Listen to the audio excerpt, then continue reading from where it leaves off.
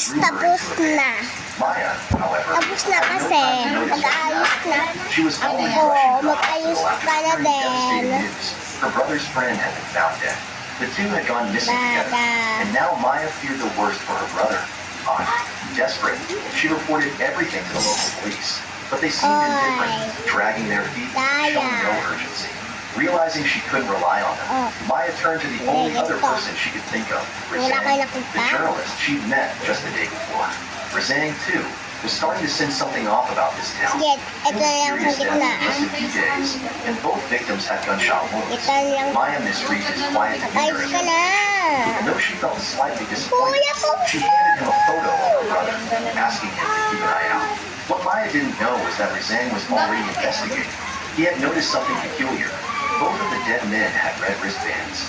Even stranger, the residents of the care center run by the mayor also wore wristbands. Only theirs were of a different color.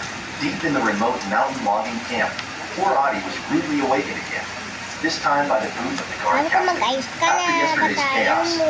Adi had grown more cautious, especially when he noticed two new bodies mysteriously loaded onto the truck. A chill ran down his spine when he recognized them. Marami, They were the diba? two men who had led the escape attempt the day before. But what really grabbed Adi's attention was something odd about Pinjaga Abe, the guard who always seemed to pick on him. His right pant leg was stained with dried blood, and Adi vividly recalled that Hamden had bitten him in that exact spot.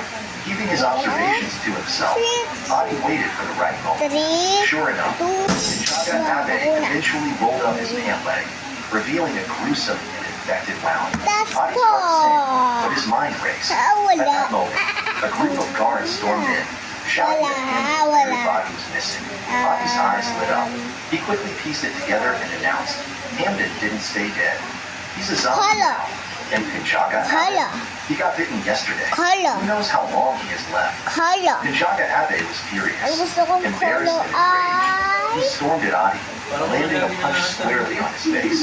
The other guards moved to intervene, but the captain stopped him with a twisted grin. Let them fight, he said. Why spoil the show?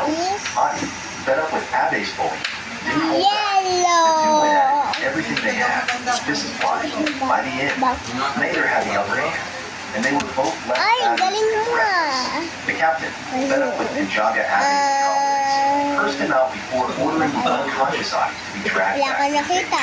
Late that night, Adi woke up in his own prison, a deep sense of unease gnawing at him. He glanced across the camp and saw Pinjaga Abe. Red. It wasn't a comforting sight. Abe's Wow, eyes were bloodshot, his body wow. trembling uncontrollably. When their eyes met, Adi felt a chill run down his spine. Abe,